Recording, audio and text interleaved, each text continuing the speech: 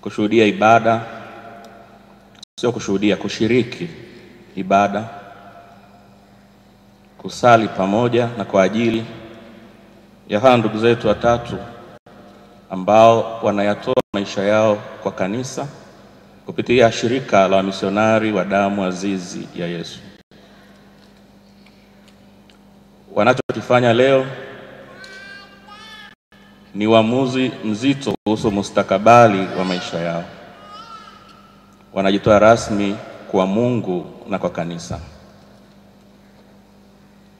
Kinachofanyika jioni hii sio tu maandalizi ya kuwa mashemasi hapo kesho na baadaye Mungu akipenda wawe mapadre, bali kinachofanyika, pamoja na kwamba kweli wasingeweza kupewa ushemasi au upadre bila kuwa katika shirika au bila kuwa chini ya askofu, pamoja na kwamba ni hivyo, lakini wanachokifanya ni kujikabidhi kabisa kwa Mungu. Na hata kama watakuwa mapadre, watakuwa mashemasi alafu watakuwa mapadre, ushemasi wao, upadre wao unaendana na miongozo ya shirika la wamisionari wa damu azizi ya Yesu, ambalo shirika lenyewe pia halijiendei tu hivi hivi, bali linafuata miongozo na kanuni za kanisa.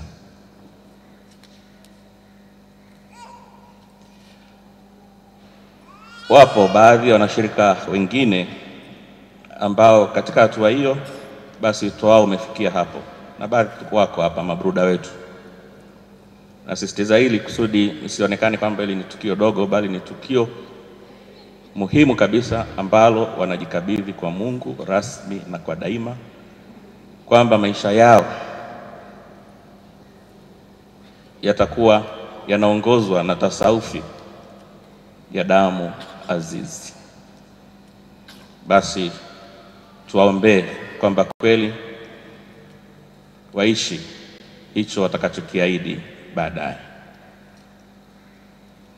Mwanzoni mwa misa nilisema kwamba misa hii tunaiadhimisha kwa heshima ya mwenye heri Yohane Merlini. Kwa wengi wetu ambao pengine sio sehemu ya familia ya damu azizi, inawezekana ni mara ya kwanza kulisikia jina hili.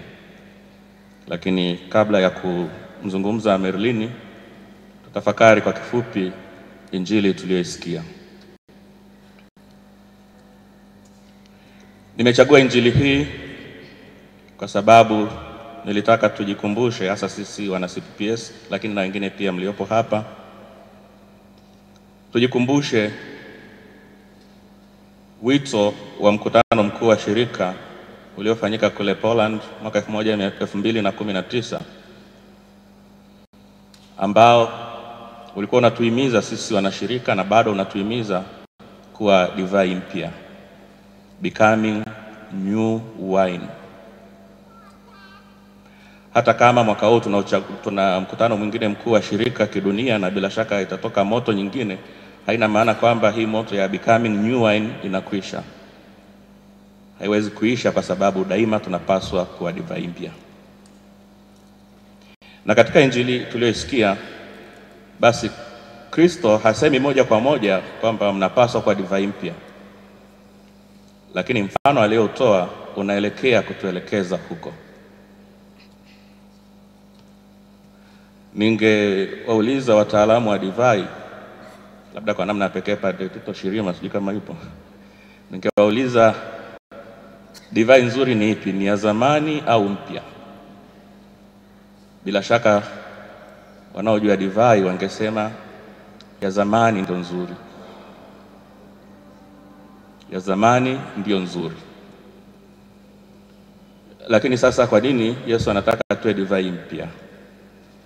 Ya zamani ni nzuri kwa sababu ile process ya kuwa pombe, ile fermentation imeshatulia, nzuri, ni nyororo. Lakini hii mpya bado inachemka. Ndio maana Yesu akasema ukiweka katika kiriba kikukuu, hicho kiriba kitapasuka, kwa sababu bado imechangamka mno. na wengine wanasema divai mpya inalevya kuliko divai ya zamani. Kwa nini? Mfano wa hii divai ambayo ni nzuri zaidi kuliko kuzungumza divai ambayo ni mpya, divai ambayo haijaiva, divai ambayo bado, ambayo inaweza ikapasua chupa. Kwa nini asitoe mfano wa hii divai nzuri ambayo yenyewe imeketi tuko kwenye chupa wala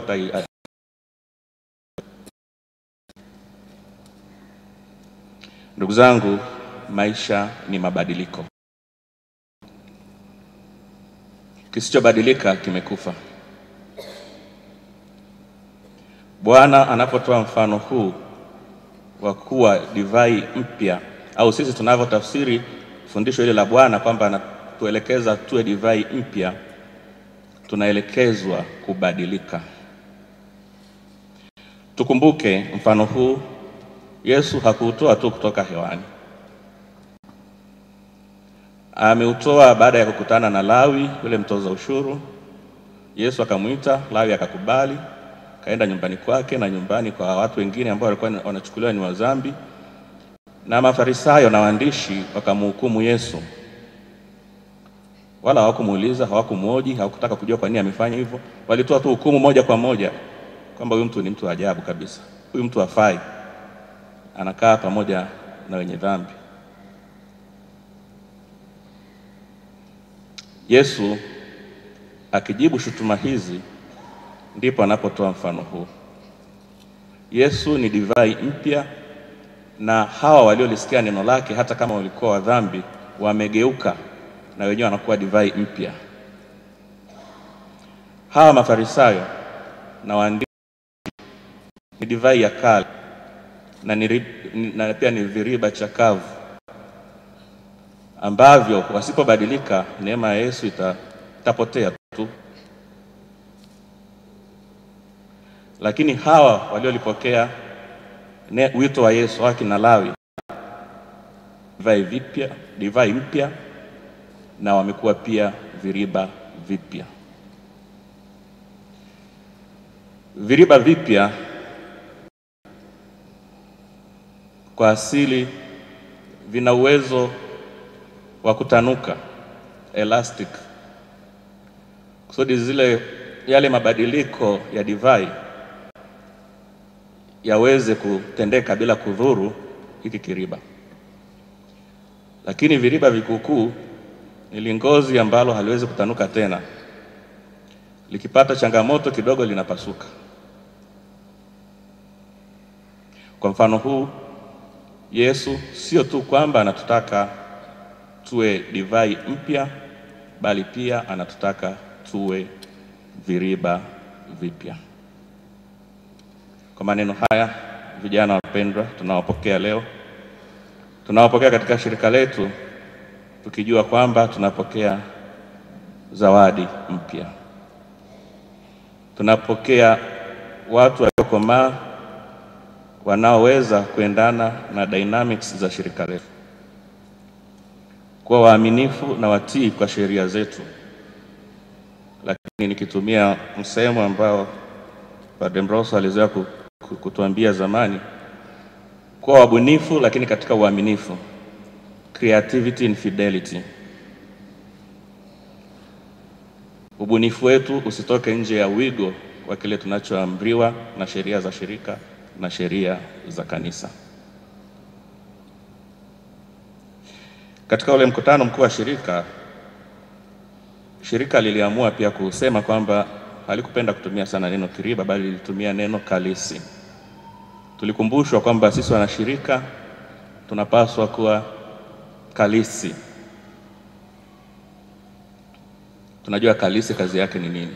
Baada ya muda mfupi dhabihu zitaletwa altareni, tutaweka divai katika kalisi, na kwa maneno ya makuhani divai ile itageuka kwa damu ya Bwana. Sasa sisi ni kalisi zinazotembea, zinazombeba Bwana, zinazompeleka Bwana kwa watu. Ni divai ambazo kwa vile ni mpya inabidi pia zionyeshe uwezo wake wa kubadilisha, uwezo wake wa kulevya. Nikisema uwezo wa kulevya wala nisieleweke vibaya, tuchukulie tu mfano wa Jumapili ya Pentekoste pale mitume Petro na mitume walipotuhumiwa kwamba wamelewa kwa muonekano wao ulivyo na walivyokuwa wanazungumza, tumelewa. Walikuwa wamelewa, walikuwa wamemlewa Roho Mtakatifu. Basi katika ujana wenu, katika nguvu ambazo bado mnazo, hatutegemei kwamba mnakuja alafu msiache impact yoyote. Hatuwatumi kwenda kulazimisha mabadiliko mnakokwenda, lakini mkifanya kwa uaminifu, kwa kujua au kwa kutokujua, lazima mabadiliko yatatokea katika wale mnaotumwa kwenda kuwahubiria, kwa sababu shirika letu kwa asili ni shirika la wahubiri, sio shirika la maisha ya ndani. Ni shirika la kukaa na kwenda kuhubiri.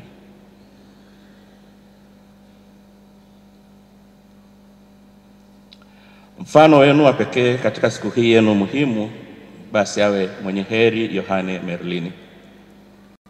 Kwa wale wasiomfahamu, Yohane Merlini ni padre wa shirika letu aliyezaliwa kwa Italia na ambaye alitangazwa Januari 12 mwaka huu kuwa mwenye heri. Ni mfano unaotufaa sana katika lile adhimisho la kutangazwa mwenye heri. Katika ule mkesha wa kutangazwa mwenye heri Yohane Merlini, msisitizo wa wale waliokuwa wanatoa tafakari walikuwa wanasema Merlini ni mtakatifu wa mambo ya kawaida. Miujiza iliyotokea ni kwa maombezi yake baada ya Bwana kumuita kwake, lakini katika maisha yake hakuna kitu ambacho tungeweza kusema ni cha ajabu sana.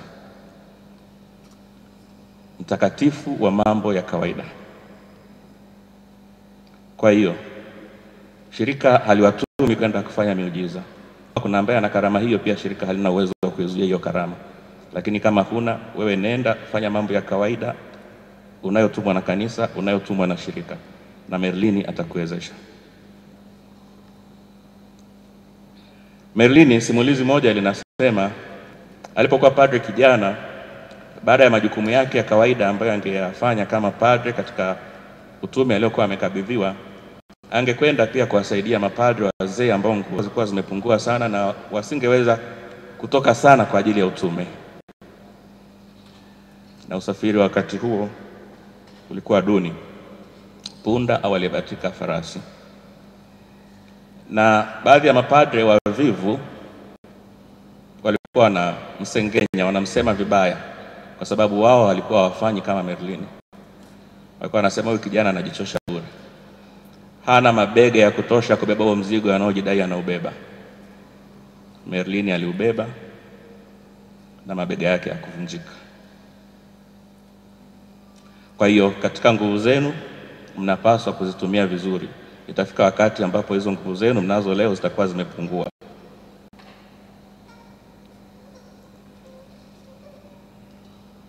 Merlini amekuwa kiongozi wa mkuu wa 3 wa shirika. Yeye pia tunaweza kumtaja kama ni divai mpya katika maisha yake yote. Alipokea shirika kipindi ambacho lilikuwa na changamoto, lilikuwa linapanuka, na ilikuwa lazima kutoa majibu ya wakati ule. Alichotuagiza Mtakatifu Gaspari baba yetu, alichokisisitiza, alichonuia wakati anaanzisha shirika letu, kibaki hicho hicho au kibaki alafu tuongezee kingine.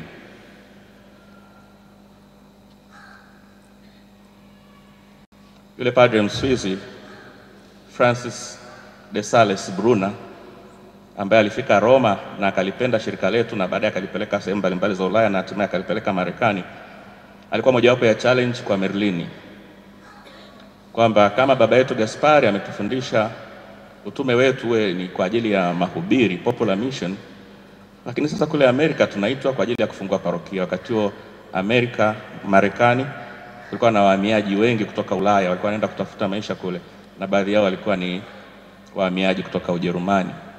Kwa hiyo maaskofu wa eneo hilo walikuwa wanahitaji mapadre wanaozungumza Kijerumani na wakae parokiani, sio kuhubiri.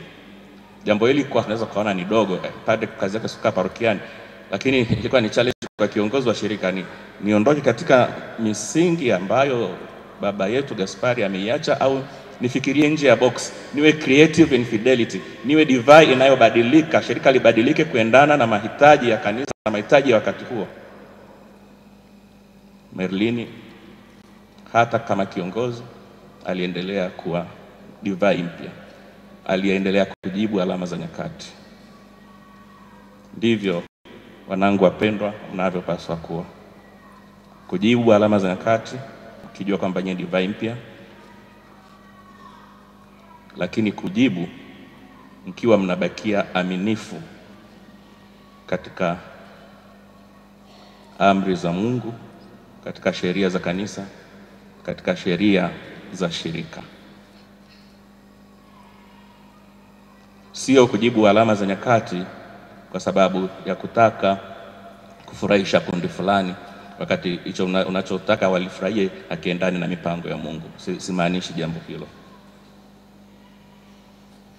Kwa hiyo tunaombea muwe vyote vitatu nilivyovisema: divai mpya, viriba vipya, kalisi hai, kalisi inayompeleka Yesu kwa watu. Tumsifu Yesu Kristo.